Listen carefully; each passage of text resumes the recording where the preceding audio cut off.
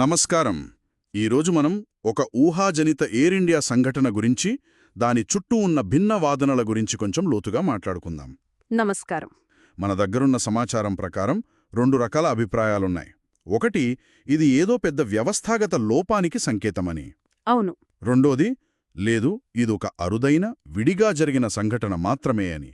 ఈ రెండింటిని పరిశీలిద్దాం. సరే, ముందుగా ఇది వ్యవస్థాగత సమస్య అనే వాదన వైపు చూద్దాం. ఖచ్చితంగా. ఆ వాదన ప్రకారం ఏంటంటే, ఇలాంటిది ఏదైనా జరిగితే అది పైకి కనిపించేది మాత్రమే, లోపల ఇంకా లోతైన సమస్యలు ఉండొచ్చు అన్నమాట. ఉదాహరణకు ఉదాహరణకు 2020లో కోజికోడ్లో జరిగింది కదా, ఆ ఎయిర్ ఇండియా ఎక్స్ప్రెస్ ప్రమాదం. ఆ సంఘటనలోని కొన్ని అంశాలు, నిర్లక్ష్య ధోరణలు మళ్లీ కనిపించవచ్చనే భయం కొందరిలో ఉంది. అంటే పాత సంఘటనల నమూనాని ఇక్కడ కూడా అనుమానిస్తున్నారన్నమాట. అలాగే పాత విమానాల వాడకం, వాటి నిర్వహణ గురించి కూడా ప్రస్తావిస్తున్నారు కదా. అవును. ఆ వాదనలో అది కూడా ఒక ముఖ్యాంశం. కొన్ని విమానాలు వాటి వయసు ఎక్కువైందని, వాటి నిర్వహణ అంతర్జాతీయ ప్రమాణాల స్థాయిలో ఉండకపోవచ్చని కొందరంటున్నారు. మరి పైలట్ల సంగతి?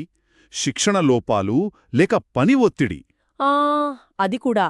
పైలట్లకు సరైన విశ్రాంతి దొరకట్లేదని, ఎక్కువ గంటలు పని చేయిస్తున్నారని, లేదా శిక్షణ నాణ్యతలో ఏవైనా లోపాలున్నాయేమో అని కూడా సందేహాలున్నాయి.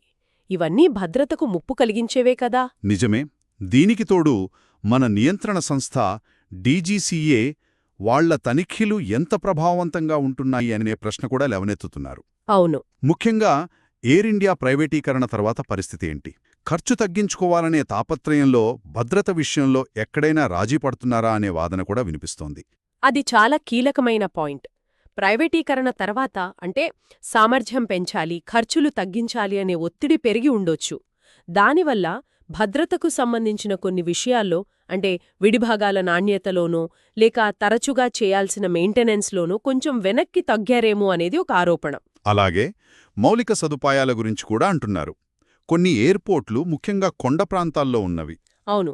వాటి ఆధునీకరణ నెమ్మదిగా సాగుతోందని, అది కూడా భద్రతాపరమైన ఆందోళనలకు ఒక కారణం కావచ్చని కొందరు సూచిస్తున్నారు. అంటే ఈ వాదన ప్రకారం చూస్తే ఇది కేవలం ఒక విమానం సమస్య కాదు, ఒక పైలట్ సమస్య కాదు. మొత్తం సిస్టంలోనే నిర్వహణ, శిక్షణ, నియంత్రణ, ఆఖరికి ఎయిర్పోర్ట్ సదుపాయాలు, ఇలా అన్ని చోట్ల లోపాలుండొచ్చన్నమాట. ఇది కొంచెం ఆందోళన కలిగించే విషయమే. అయితే ఇక్కడ మనం గమనించాల్సిందేంటంటే, ఈ ఆరోపణల్లో ఎంత బలముందనేది ముఖ్యం. అన్నీ నిజం కాకపోవచ్చు, కాని భద్రతా సంస్కృతి పరంగా చూస్తే ఇలాంటి ఆందోళనలు పదే పదే వినిపిస్తున్నాయంటే దాన్ని ఖచ్చితంగా లోతుగా పరిశీలించాలి. ఎందుకంటే ఇది ప్రయాణికుల నమ్మకానికి సంబంధించిన విషయం. సరే, అయితే అందరూ ఇలాగే ఆలోచించట్లేదు కదా. దీనికి భిన్నమైన వాదన కూడా ఉంది.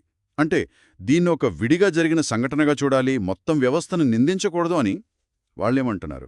అవును. రెండో వాదన దీనికి పూర్తి వ్యతిరేకం. వాళ్ల ప్రకారం భారతీయ విమానయాన రంగం గ్లోబల్ స్టాండర్డ్స్తో పోలిస్తే చాలా సురక్షితమైన కేటగిరీలోనే ఉంది. ఆ మాటకొస్తే గత కొన్నేళ్లుగా భద్రతా రికార్డు మెరుగుపడింది కూడా.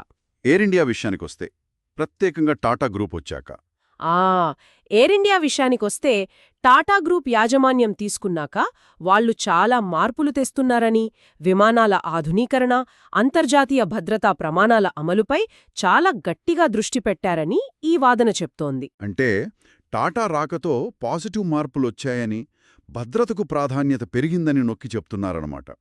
మరి ఊహించని సంఘటనలు, వాతావరణం బాగోలేకపోవడం లేదా సడన్గా టెక్నికల్ ప్రాబ్లం రావడం, అవి ఎక్కడైనా జరగొచ్చు కదా. ఖచ్చితంగా. అది రెండో వాదనలో చాలా ముఖ్యమైన పాయింట్. ప్రపంచంలో ఎంత కఠినమైన భద్రతా నియమాలు పాటించే చోటైనా సరే అప్పుడప్పుడు ఊహించని ప్రమాదాలు జరుగుతూనే ఉంటాయి. దానికి కారణం తీవ్రమైన వాతావరణం కావచ్చు, లేదా అప్పటికప్పుడు బయటపడే టెక్నికల్ ఫెయిల్యూర్ కావచ్చు. కాబట్టి ప్రతి సంఘటనని సిస్టమ్ ఫెయిల్యూర్గా చూడలేమంటున్నారు. ప్రభుత్వం కూడా మామూలుగా స్పందిస్తుంది కదా, దర్యాప్తులు, సహాయం లాంటివి. అవును. మామూలుగా ప్రభుత్వం వెంటనే స్పందిస్తుంది, దర్యాప్తు కమిటీలు వేస్తుంది, బాధితులకు సహాయం అందిస్తుంది. ఆ విషయాన్ని కూడా గుర్తుచేస్తున్నారు. భవిష్యత్తులో భద్రతను ఇంకా మెరుగుపరచడానికి టెక్నాలజీ వాడకం లాంటివి, ఏఐ లాంటివి. దాని గురించి కూడా ప్రస్తావన ఉంది. ఏఐ వాడి సమస్యల్ని ముందుగానే పసిగట్టడం, ప్రిడిక్టివ్ మెయింటెనెన్స్, పైలట్లకు ఇంకా మంచి సిమ్యులేటర్ ట్రైనింగ్ ఇవ్వడం, డేటా అనాలిసిస్ ద్వారా రిస్కుల్ని ముందుగానే గుర్తించడం ఇలాంటి టెక్నాలజీలతో భద్రతను ఇంకా పెంచవచ్చని అంటున్నారు. మ్మ్. దీన్నంతటినీ కలిపి చూస్తే అంటే ఒక సంఘటన జరిగినప్పుడు అది కేవలం యాదృచ్ఛికమా లేక వ్యవస్థాగత లోపమా అని తేల్చడం చాలా ముఖ్యం కదా. ఎందుకంటే దాన్ని బట్టే కదా మనం తీసుకోవాల్సిన చర్యలు ఆధారపడి ఉంటాయి. నిజమే. మరి ఈ భద్రతా మెరుగుదలల ప్రభావాన్ని ఎలా అంచనా వేస్తారు? కేవలం ప్రమాదాల సంఖ్య తగ్గిందా లేదా అని చూస్తారా? లేక క్షేత్రస్థాయిలో నిజంగా మార్పు కనిపిస్తోందా? అది కొంచెం సంక్లిష్టమైన విషయమే. ఒక సంఘటనను విడిగా చూడాలా లేక అది ఒక ప్యాటర్న్లో భాగమా అని చెప్పడానికి లోతైన, నిష్పక్షపాతమైన దర్యాప్తు జరగాలి.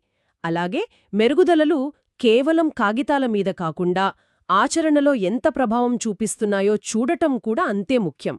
కాబట్టి ముగింపుగా చెప్పాలంటే మనం ఈరోజు చూసిన ఆధారాలు ఒక ఊహాజనిత ఎయిర్ ఇండియా సంఘటనపై రెండు భిన్నమైన బలమైన వాదనలను చూపిస్తున్నాయి. ఒకటి వ్యవస్థలో లోపాలున్నాయంటే, ఇంకొకటి ఇది దురదృష్టకరమైన అరుదైన సంఘటనే అంటోంది. అయితే ఇదంతా ఒక ఊహాజనిత పరిస్థితిపై ఆధారపడ్డ చర్చ అని గుర్తుంచుకోవాలి. అవును. ముగించే ముందు ఒక చిన్న ఆలోచన రేకెత్తించే ప్రశ్న. విమానయాన భద్రత మెరుగుపడిందని చెప్పడానికి కేవలం ప్రమాదాల సంఖ్య తగ్గితే సరిపోతుందా? లేక ప్రయాణికుల్లో పెరిగే నమ్మకం, సంస్థల్లో భద్రత పట్ల పెరిగే నిబద్ధత, అక్కడ పనిచేసే ఉద్యోగుల మానసిక స్థైర్యం ఇవి కూడా ముఖ్యమైన కొలమానాలేమో ఆలోచించాలి కదా.